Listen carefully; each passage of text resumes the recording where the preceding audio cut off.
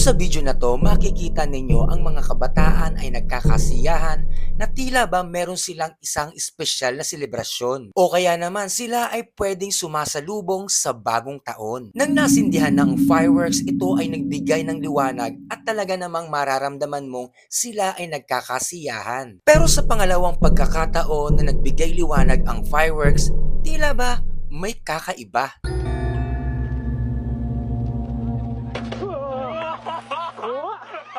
Napansin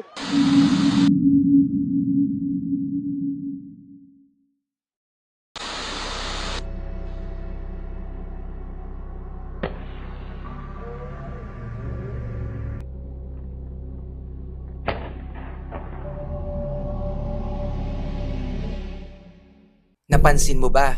Panoorin mo ito ulit.